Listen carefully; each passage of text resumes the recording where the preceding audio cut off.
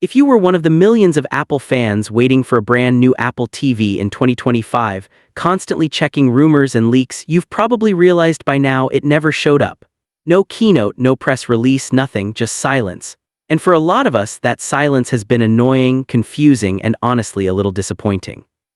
But now the wait is finally starting to make sense, because leaks and reports are pointing to something much bigger. The 2026 Apple TV 4K, and if these leaks are even half true, this isn't just a small upgrade. This could be the Apple TV we've all been waiting for, a streaming box that doesn't just play movies and TV shows, but challenges your game console and quietly becomes the brain of your entire smart home. So grab a snack, get comfortable, and watch till the end, because I'm going to break down everything we know so far about the 2026 Apple TV 4K. The release date, design, performance, gaming power, smart home features, and of course the price. And trust me, the price might be the wildest part. Let's start with the question everyone is Googling: when is the new Apple TV actually coming out and what will it look like? We all expected a new Apple TV in 2025. Some analysts even hinted at an earlier refresh, but Apple completely skipped it.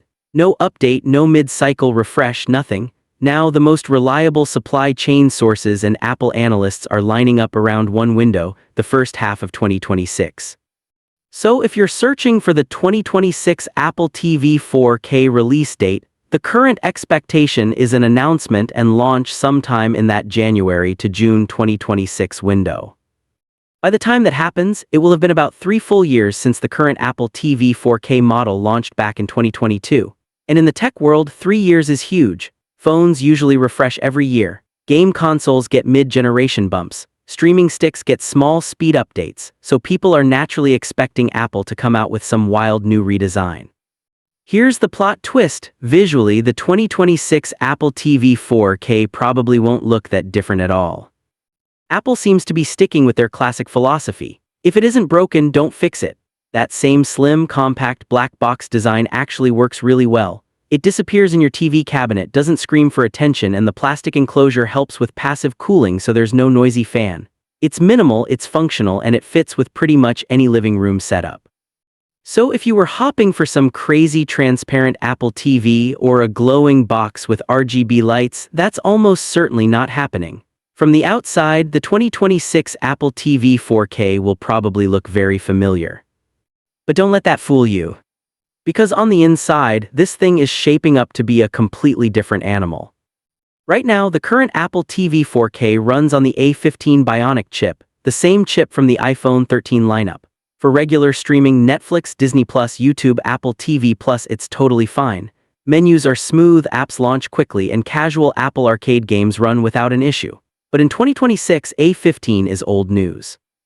If Apple wants to keep the Apple TV relevant and competitive for the next 4 to 5 years, they need something much more powerful. That's where the biggest upgrade comes in: the chip. Because Apple doesn't design chips just for the Apple TV, they almost always borrow a processor from the iPhone lineup. And the strongest rumor right now for the 2026 Apple TV 4K is that it will be powered by the A17 Pro chip, or something even newer, like a variant of the A18 or A19 by the time we get there. Let's focus on the A17 Pro for a second, because this is the most realistic baseline. This is the 3nm chip that debuted with the iPhone 15 Pro and 15 Pro Max. It's not just a small upgrade over A15. In terms of graphics, ray tracing, and sustained performance, it's a monster. Why does that matter for a streaming box on your TV? 2 words: gaming power. The A17 Pro has a 6-core GPU with hardware-accelerated ray tracing built in. Ray tracing is the same cutting-edge lighting technology used in the PlayStation 5 and Xbox Series X to create ultra-realistic shadows, reflections, and lighting effects. This is what makes water look like actual water, glass look like real glass, and dark scenes feel cinematic instead of flat. For the first time ever, this opens the door for the Apple TV 2026 to be more than just a casual gaming device. Instead of just playing simple mobile titles, the 2026 Apple TV 4K could actually run full console-level games natively, not streamed, not cloud-only, but installed and running directly on the box. We're talking about the same class of games that already run on iPhone 15 Pro using A17 Pro. Titles like Resident Evil 4, Resident Evil Village, Death Stranding, and Assassin's Creed Mirage. With the right optimization and developer support, there's no reason these can't come to tvOS and run on the Apple TV as well. Imagine sitting on your couch with a proper controller paired to your Apple TV, loading up Resident Evil 4 on a big 4K screen with ray-traced lighting baked right into the hardware. No console, no huge box under the TV, just a tiny square Apple device that used to be just for streaming. And if Apple goes even further and uses an A18 or A19 class chip instead of A17 Pro, that just future-proofs it even more. That would keep the Apple TV 2026 competitive for years, possibly all the way to the end of the decade, especially as more AAA games are ported to Apple Silicon. But raw speed is only half the story. To really feel fast, especially in 4K, you need one more crucial piece: next-generation connectivity. If you've ever tried streaming a high bitrate 4K HDR movie or playing a cloud game, and suddenly everything starts buffering or lagging, you know exactly how important your Wi-Fi is. The current Apple TV is good, but it's limited to older wireless standards. With 4K streaming, Apple Arcade, and potential cloud-based experiences, Apple needs to unlock more bandwidth and less interference. That's why leaks are pointing to a new, custom Apple wireless chip in the 2026 Apple TV 4K that supports Wi-Fi 6E, and possibly even Wi-Fi 7, depending on where Apple is with their roadmap by then. Wi-Fi 6E introduces support for the 6 GHz band, which is a lot less crowded than the 2.4 GHz and 5 GHz bands your neighbors are probably using. That means faster, more stable 4K and 4K HDR streaming. Much lower latency for online games and cloud gaming. Fewer random drops and less interference in busy apartment buildings. If Apple jumps straight to Wi-Fi 7, things get even crazier with multi-gigabit speeds and dramatically lower latency. Either way, whether we get Wi-Fi 6E or 7, expect networking on the 2026 Apple TV to be significantly better than what we have today. Just like the current generation, we're also expecting two main configurations: a Wi-Fi only model for most people, and a Wi-Fi plus Ethernet model for those who want the most stable, wired connection possible. If you're serious about gaming or you have a home theater setup with a ton of devices, that Ethernet port will still be the king of stability. On top of that, the new Apple TV will almost certainly upgrade to Bluetooth 5.3. That means better range and lower latency when you connect Bluetooth controllers, keyboards, and especially AirPods.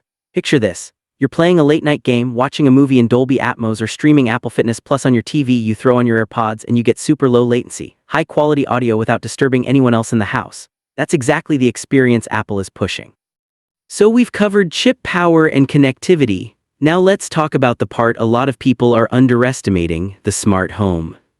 Because the 2026 Apple TV 4K isn't just a streaming box or a gaming box, Apple is clearly turning it into a full-blown smart home hub. Right now, the Apple TV already acts as a HomeKit hub. But with the 2026 model, Apple is expected to double down on Thread and Matter support. If you're not familiar with these, they're basically the new universal languages for smart home devices, backed by Apple, Google, Amazon, and others. Thread is a low-power mesh networking technology designed specifically for smart devices. Matter is the standard that lets devices from different brands talk to each other reliably and securely. What does that mean for you with an Apple TV 2026? It means your Apple TV won't just sit there waiting for you to open Netflix. It becomes the brain of your home. Your smart lights, locks, cameras, thermostats, plugs, and sensors can talk to the Apple TV directly using Thread and Matter. Your automations can run locally on the box instead of relying on some random cloud server. So when you say good night to Siri or tap a scene in the Home app, everything happens nearly instantly, even if your internet goes down. Imagine this: you're leaving the house. The Apple TV notices that all your iPhones have left the geofenced area. It triggers a leaving home automation that turns off all smart lights, locks your smart locks, adjusts your thermostat to save energy, arms your security system, closes your smart blinds. All of that logic can live locally on your Apple TV, acting as a secure, fast home hub. No monthly cloud fee, no waiting for remote servers to respond. It also makes Apple's ecosystem way more attractive if you're comparing it to Alexa or Google Home. With Matter and Thread baked into the 2026 Apple TV, you're not as locked into only Apple-branded accessories. You can buy products from Philips Hue, Nanoleaf, Eve, Aqara, and many more, and they all still work together as part of your Apple smart home. And this ties perfectly into another set of rumors, Apple's bigger smart home push. There are reports of Apple working on a dedicated home hub display, basically a HomePod with a screen, potentially launching around spring 2026. There's also long-running talk about a future all-in-one device that combines an Apple TV, a high-quality smart speaker, and a FaceTime camera into a single soundbar-style product that sits under your TV. Think of it as a Sonos-level soundbar plus Apple TV plus FaceTime in one device.